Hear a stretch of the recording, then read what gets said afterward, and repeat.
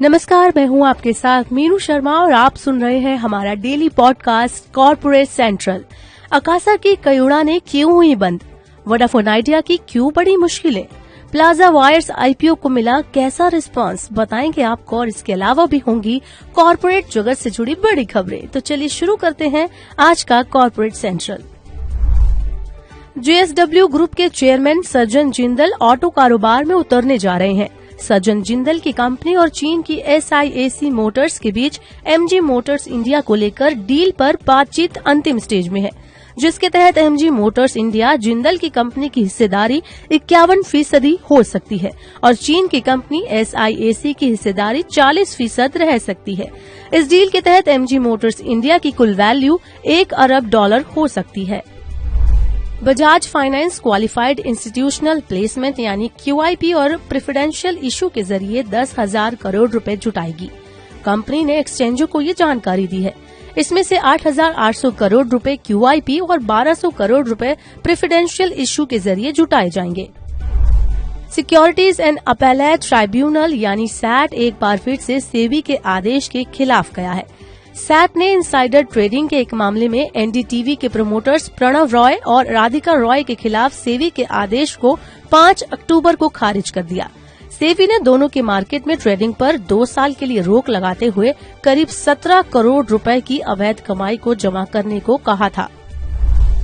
B2B vendor management startup विजोंगो ने series E funding round में Zurich के प्राइवेट इक्विटी फर्म श्रोडर एडवेक से करीब 461 करोड़ रुपए जुटाए हैं।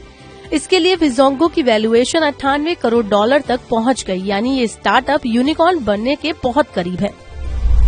दिग्गज IT कंपनी TCS को ब्रिटेन के रिटेल चेन ASDA से कई साल के लिए एक बड़ा ऑर्डर मिला है। इसके तहत कंपनी ASDA के डिजिटल इंफ्रास्ट्रक्चर का विकास करेगी। GST डिपार्टमेंट लगातार कई कॉर्पोरेट्स ग्रुप को GST वसूली का नोटिस भेज रहा है।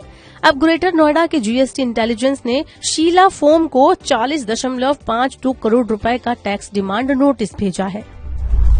टैक्स के मामले में देश की दिग्गज कार कंपनी मारुति की मुश्किलें कम होती नहीं दिख रही।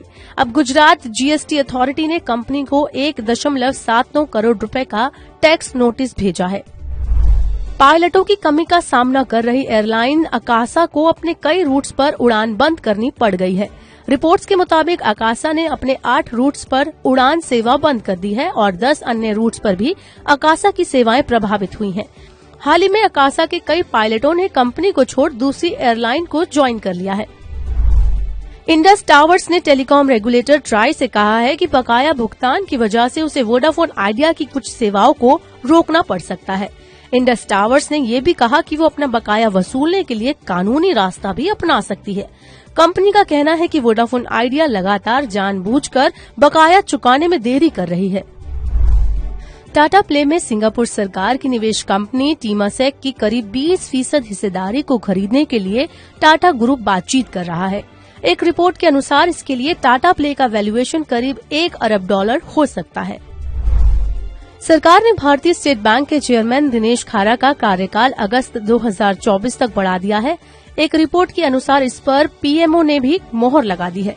खारा को 7 अक्टूबर 2020 को चेयरमैन बनाया गया था। पब्लिक सेक्टर की दिग्गज कंपनी भेल ने साल 2022-23 के लिए केंद्र सरकार को 88 करोड़ रुपए का फाइनल डिविडेंड दिया है। कंपनी ने केंद्र सरकार की करीब 63.17% हिस्सेदारी है। पूरे साल के लिए सरकार को भेल कुल 139 करोड़ रुपए का डिविडेंड दे चुका है। एप्पल के chief executive officer Tim Cook ने कंपनी के अपने करीब $4.15 करोड़ के शेयर बेच दिए हैं। इसके पहले अगस्त 2021 में कुक ने $35.5 करोड़ के शेयर बेचे थे। प्लाजा वायर के IPO को शानदार रिस्पांस मिला है। निवेश के अंतिम दिन शुक्रवार को ये करीब 160 गुना सब्सक्राइब हुआ है। कंपनी इस IPO से करीब 71 करोड़ रुपए जुटाना चाहती है। वर्ल्ड कप के माहौल में ऑर्डर बढ़ने की उम्मीद और आशावादी नजरिए की वजह से जोमेटो के शेयर गुरुवार को 6% चढ़कर 52 हफ्ते की ऊंचाई 107.65 रुपए तक पहुंच गए। कारोबार के अंत में इसके शेयर BSE पर 4.5% से ज्यादा तेजी के साथ 105.45 रुपए पर बंद हुए। उत्कर्ष स्मॉल फाइनेंस बैंक का शेयर गुरुवार को 17% से ज्यादा चढ़कर BSE पर 61.58 रुपए की रिकॉर्ड ऊंचाई तक पहुंच गया। बैंक में NSE और BSE पर ब्लॉक डील हुई है। कारोबार के अंत में ये करीब 16% की तेजी के साथ 59.48 रुपए पर बंद हुआ। तो आज के कॉर्पोरेट सेंट्रल में फिलहाल इतना ही। आज का पॉडकास्ट तैयार किया है हमारे साथी दिनेश अग्रहरी ने।